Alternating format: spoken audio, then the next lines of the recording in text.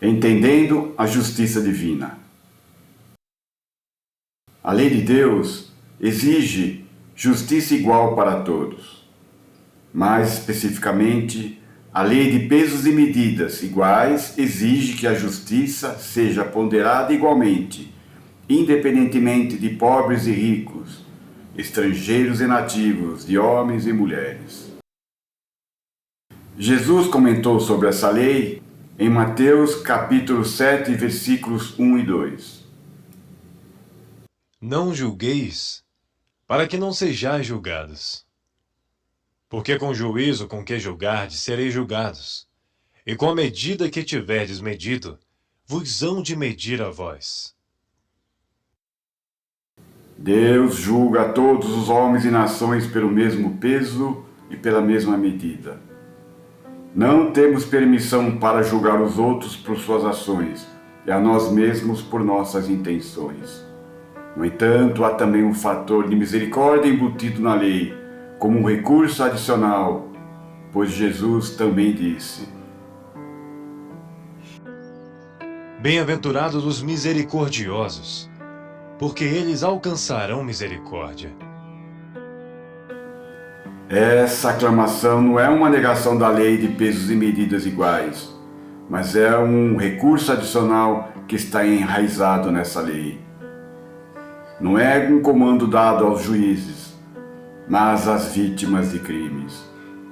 Se um pecador é culpado de algum pecado, mas ainda assim é capaz de perdoar outro homem que pecou contra ele, o seu julgamento é mitigado por esse fator de misericórdia.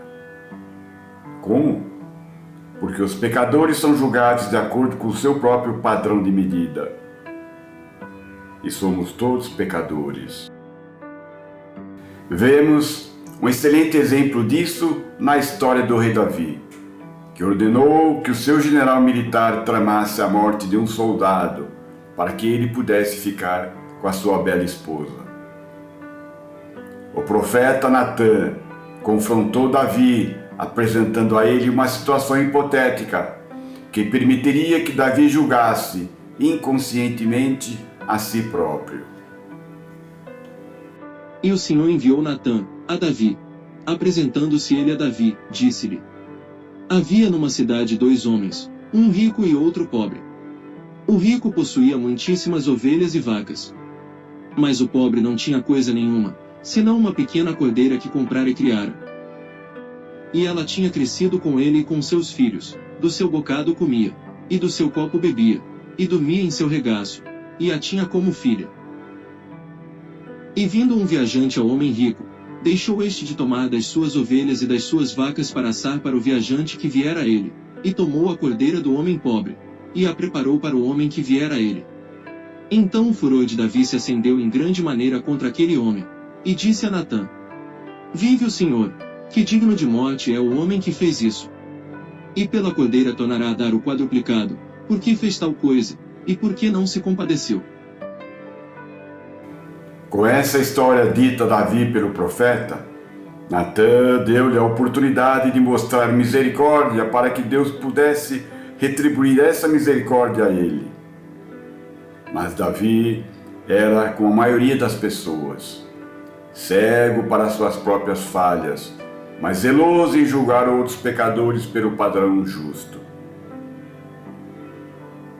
Digno de morte é o homem que fez isso. Foi o veredicto de Davi.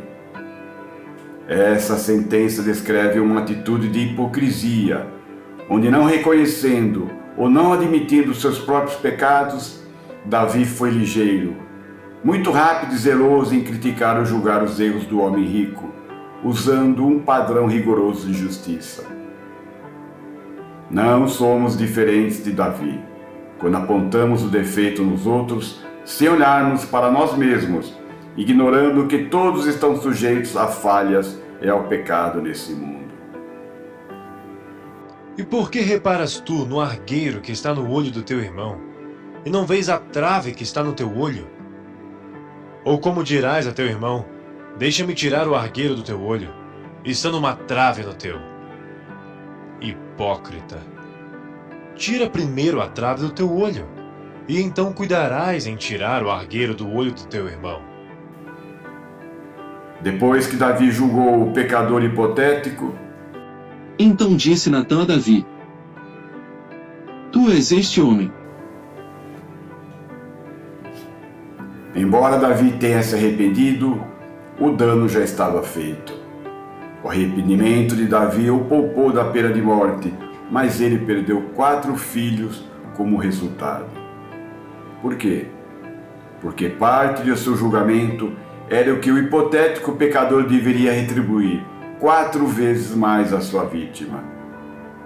O arrependimento de Davi, após o fato, o beneficiou parcialmente, mas não totalmente. A lei, olho por olho, dente por dente, é conhecida desde os antigos tempos como a lei de Talião e aparece no contexto bíblico no Antigo Testamento, em Êxodo capítulo 21, versículos 23 a 24. Então falou Deus todas estas palavras, dizendo: Mas se houver morte, então darás vida por vida, olho por olho, dente por dente, mão por mão, pé por pé. Na época, ela era aplicada para regular a justiça, limitando a vingança e garantindo que a punição fosse proporcional ao delito, evitando excessos. De forma alguma, esse versículo bíblico fala sobre vingança, mas originalmente, como veremos mais adiante, foi escrito para a reconciliação. A ideia dessa passagem é de fazer as coisas ficarem quites com o propósito de reconciliação e não de vingança. Temos outros exemplos na palavra de Deus. E quando alguém ferir o olho do seu servo, ou o olho da sua serva, e o danificar, o deixará ir livre pelo seu olho. E se tirar o dente do seu servo, ou o dente da sua serva, o deixará ir livre pelo seu dente. O ofensor não deve realmente perder o seu olho, mas perder o seu servo e fazer as coisas ficarem quites, como reconciliação. Às vezes vemos também na Bíblia uma compensação envolvida. Esse exemplo também é dado no contexto do olho por olho e dente por dente. Se alguém abrir uma cova, ou se alguém cavar uma cova, e não a cobrir, e nela cair um boi ou um jumento, o dono da cova pagará em dinheiro ao seu dono, mas o animal morto será seu. Para melhor entender isso, vamos olhar novamente para a expressão olho por olho, dente por dente. Em português e em outras línguas, a preposição por pode significar a relação de causa, por causa de. A palavra usada no hebraico original é tahat, primeiramente usada como preposição, significando sob. Pode carregar a ideia também de substituição. A preposição em hebreu para por normalmente é a letra lamed, colocada antes de um nome, o que não foi o caso aqui.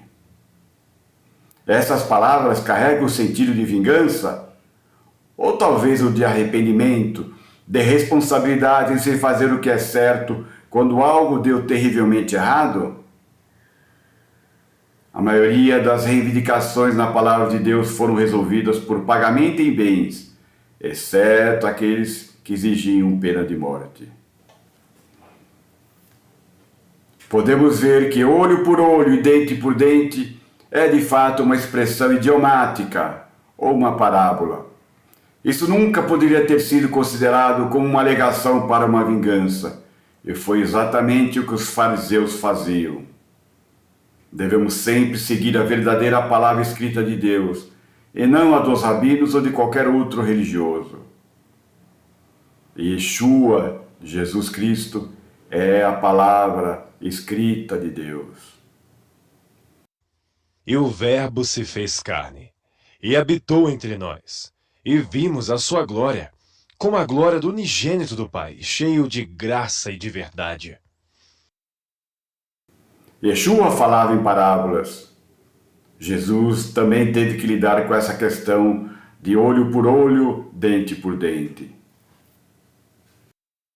Ouvistes que foi dito: olho por olho e dente por dente.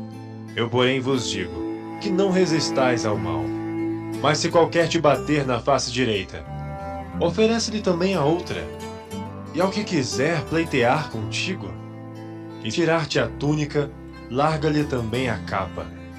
E se qualquer te obrigar a caminhar 1 milha, vai com ele 2.